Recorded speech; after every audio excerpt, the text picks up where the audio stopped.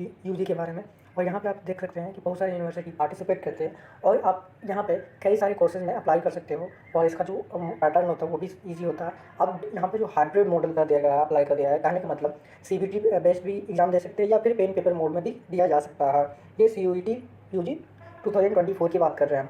आगे चल के देखते हैं। तो ये देख जो CUET है वो क्या करता है, मिनिस्ट्री ऑफ एजुकेशन की जगह क्या किया है, एक एंट्रेंस एग्जाम लिया गया है जो क्या करता है कि सारे जो यूनिवर्सिटी है, सेंट्रल यूनिवर्सिटी, स्टेट यूनिवर्सिटी और जो भी डीमेड है प्राइवेट यूनिवर्सिटी, वो इसके थ्रू एक प्रॉपर एनटीए के द्वारा एक एग्ज़ाम कंडक्ट कराई जाती है जिसमें जितना मार्क आता है उसके बेस पे वो अपने यूनिवर्सिटी या कोई भी यूनिवर्सिटी उसके अनुसार ही एडमिशन लेती है। पहले ये देखा जाता था कि सारी यूनिवर्सिटी अपने अपने खुद का एग्ज़ाम कंडक्ट कराया जाता था। इसमें स्टूडेंट का बहुत ही दिक्कतों का सामना करना पड़ता था। इसी कारण मिनिस्ट्री ऑफ एजुकेशन ने ये ऐसा कंडक्ट कराया एनटीए के द्वारा कि एक ही एग्ज़ाम के द्वारा किसी भी यूनिवर्सिटी में आप एडमिशन ले सकते हैं। और ये स्टेट भी होते हैं, सेंट्रल यूनिवर्सिटी भी होते हैं। तो इसके थ्रू क्या होता है, आपको अच्छे यूनिवर्सिटी में जहाँ पे फैसिलिटी ज़्यादा होती है वहाँ पे आप लोग पढ़ने का मौका मिलता है। एग्जाम्पल के तौर पे मैं बात करता हूँ तो BHU की बात सुना होगा आपने, बनारस हिंदू यूनिवर्सिटी, दिल्ली यूनिवर्सिटी की बात सुने होंगे, JNU के बारे में सुने होंगे। तो ये आप देखे होंगे या फिर सुने होंगे। यहाँ पे बहुत सारे लोग पढ़ने जाते हैं। अब नॉर्मल यूनिवर्सिटी से करने से अच्छा क्या होता है कि इन सेंट्रल यूनिवर्सिटी में आपको एडमिशन मिल जाए और आप हायर स्टडी कर सकें। आगे चल के देखते हैं तो ये देख सकते हैं कि इसमें कौन कौन सा सब्जेक्ट आते हैं। तो डोमेन सब्जेक्ट कहने का मतलब अगर आप साइंस से बिलोंग करते हैं तो फिजिक्स, केमिस्ट्री, बायो, मैथमेटिक्स ये सब आते हैं। बट इस बार इंक्लूड क्या किया गया है कि आप 5 ही सब्जेक्ट आप चूज़ कर सकते हैं। 2 हो सकते हैं, क्या 2 हो सकते हैं ये कि ये लैंग्वेज हो सकते हैं, 3 डोमेन पेपर हो सकते हैं और 3 डोमेन पेपर हो सकते हैं।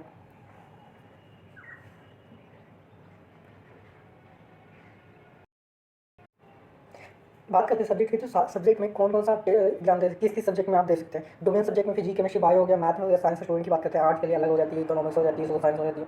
सोशल साइंस में बहुत सारे सब्जेक्ट आते हैं, पॉलिटिक्स आती है, इकोनॉमिक्स आती है, हिस्ट्री आती है। तो ये सब आप दे सकते हैं। इसके अलावा आप जनरल टेस्ट देते हैं जिसमें क्या होता है, जनरल नॉलेज, करंट अफेयर होती है, जनरल मेंटल एबिलिटी होती है, न्यूमेरिकल एबिलिटी होती है, क्वांटिटेटिव रीजनिंग होती है, simple application of basic mathematical concept, arithmetic, algebra, geometry, mensuration, study, ये सब होते हैं।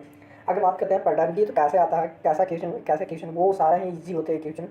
अगर आप नीट या फिर जेईई के लिए प्रिपरेशन कर रहे हो तो आपके लिए एक जीपीओ का हो सकता है क्योंकि बहुत ही ईजी आ सकता है, सरल आता है पेपर। तो आप 100% ट्रायल कर सकते हैं इसको। यहाँ बात करते हैं तो आपको 50 क्वेश्चन पूछे जाते हैं जिसमें से आपको 40 क्वेश्चन का सही उत्तर देना होता है।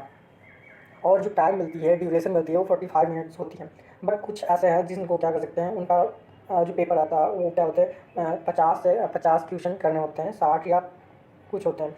तो एक्सेप्ट कौन कौन से अकाउंट से, आर्ट्स के बात करते हैं, कंप्यूटर फिजिक्स की बात करते हैं, कंप्यूटर साइंस के बारे में, इन्फॉर्मेटिक्स प्रैक्टिस की बात करते हैं, केमिस्ट्री, मैथमेटिक्स, ये सब के लिए ड्यूरेशन कितने होते हैं, 60 मिनट होते हैं।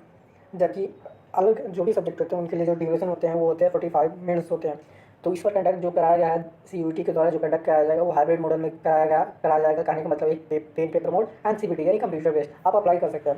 एप्लीकेशन फॉर्म की बात करें तो एप्लीकेशन फॉर्म आगे गए 17 फरवरी से 26 मार्च तक ओपन रहेगी एप्लीकेशन फॉर्म। लास्ट जो ट्रांजैक्शन है पेमेंट कर सकते हैं वो होगा 26 मार्च 11:30 तक रात तक। करेक्शन इन पर्टिकुलर्स यानी कि अगर करेक्शन करना है तो 28 से 29 मार्च को विंडो खुलेगी। देन आपको अनाउंसमेंट ऑफ द सीटी ऑफ एग्जामिनेशन कब आपको सीटी अलॉट कर दिया जाएगा वो कब 30 अप्रैल को, उसके आगे भी किया जा सकता है। तो ये ऑनवर्ड हो जाएगा। देन एडमिट कार्ड आपको second week of the May में निकल जाएगी। देन एग्जामिनेशन क्या होगा वो आपको एडमिट कार्ड में लिखा होगा, वो होगी 15 मई से 31 मई तक।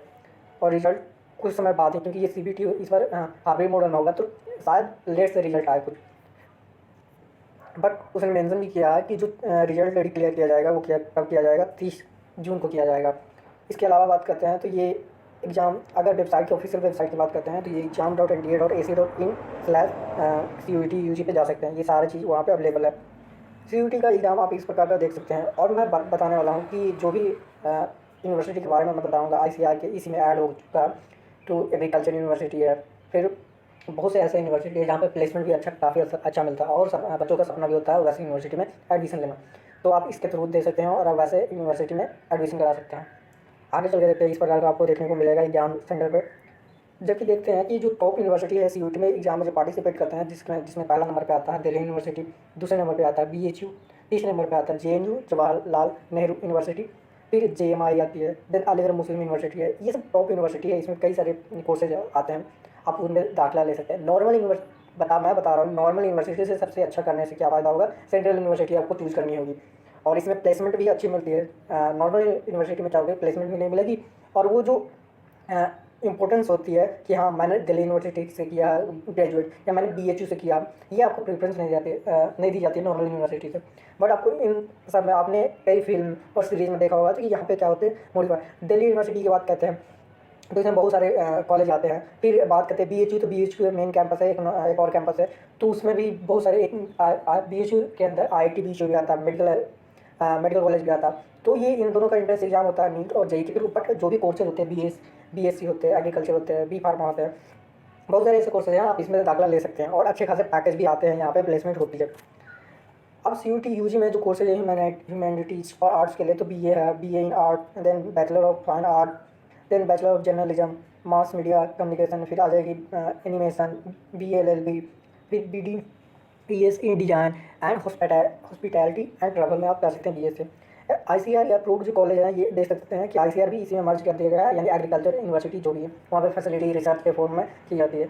एग्रीकल्चर के जो भी होते हैं वो सारे बताए जाते हैं, एग्रीकल्चर के बारे में आपको फील्ड नॉलेज दिया जाएगा। बहुत सारे ऐसे जैसे कि NDI करनाल की बात करते हैं, ICAR दिल्ली की बात करते हैं, और ऐसे बहुत 2-3 और कॉलेज ICAR का अपना। इसके अलावा बहुत सारे यूनिवर्सिटी BSc एग्रीकल्चर में ऑनर्स एग्रीकल्चर में एडमिशन लेते हैं। जैसे कि BHU की बात करते हैं, सबसे अच्छा कैंपस आप सर्च कर सकते हैं यूट्यूब पे या गूगल पे, सबसे अच्छा यूनिवर्सिटी है दिल्ली यूनिवर्सिटी। बात करते हैं विश्व भारती यूनिवर्सिटी की बात करते हैं, तो ये आप देख सकते हैं। तो यहाँ पे ICAR के द्वारा जो अप्रूव्ड कॉलेज है, ये इस प्रकार का आपको देखने को मिलेगा। अब दिल्ली यूनिवर्सिटी की आप बात करते हैं तो आपको इसके अंदर बहुत सारे कॉलेज आएंगे, तो इसके अंदर कुछ ऐसे कॉलेज हैं जहाँ पर प्लेसमेंट सबसे हाई होती है। जैसे हंसराज कॉलेज के नाम सुना होगा, तो यहाँ पे बहुत सारे आपको अगर बात करते हैं तो आपके कॉलेज में ही कई लोग होंगे या कुछ लोग होंगे जो दिल्ली यूनिवर्सिटी से ग्रेजुएट किए हैं।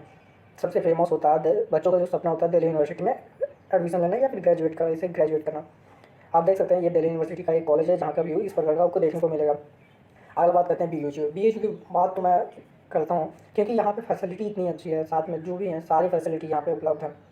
आप कोई भी कोर्सेज में एडमिशन ले सकते हैं, और हाँ जो कोर्सेज में एडमिशन लेनी होगी उसमें कुछ एलिजिबिलिटी क्राइटेरिया होगी, आपको उस सब्जेक्ट के लिए CUT एग्जाम देनी होगी। देन आगे बात करते हैं तो ये आप देख सकते हैं ये सेंट्रल लाइब्रेरी है किसका BHU को। आप देख सकते हैं कितने सारे लोग यहाँ पे पढ़ते हैं। यहाँ पे आपको सारे बुक्स अवेलेबल होंगे, दुनिया के जो भी बुक्स होंगे वो सारे बुक्स अवेलेबल होते हैं यहाँ पे। इसके अलावा देख लेते हैं कौन कौन सा यूनिवर्सिटी इसमें पार्टिसिपेट करता है। मणिपुर यूनिवर्सिटी, मौलाना आज़ाद नेशनल उर्दू यूनिवर्सिटी, फिर बात करते हैं Nagaland university, Pondicherry university, Rajiv Gandhi university, फिर विश्व भारती यूनिवर्सिटी की बात किया, दिल्ली यूनिवर्सिटी ऑफ दिल्ली की बात किया मैंने, यूनिवर्सिटी ऑफ हैदराबाद, ये सब आते हैं, आप यहाँ से कर सकते हो। इसके अलावा ICAR के भी आते हैं। तो आज का ये मोटिव रहा कि CUT के थ्रू आप किसी भी एक अच्छे यूनिवर्सिटी में दाखिला ले सकते हैं। और अगर आप कोई कहता है कि हाँ ये अच्छा नहीं कॉलेज, तो मैं बताना चाहता हूँ कि इन सब में कुछ ऐसा यूनिवर्सिटी हैं जहाँ आपको अच्छा परफॉर्मेंस देखने को मिलेगा। यानी कि अगर प्लेसमेंट की बात करते हैं या किसी और चीज़ की बात करते हैं तो आपको अच्छा मिलेगा। और कोई किसी से पूछेंगे दिल्ली यूनिवर्सिटी मैंने ग्रेजुएट, तो आपको एक अच्छा कह सकते हैं कि पोजीशन मिलेगी कि हाँ आपने BHU से किया या आपने दिल्ली यूनिवर्सिटी से किया है ग्रेजुएट, तो ये अच्छा देखने को मिलेगा आपको।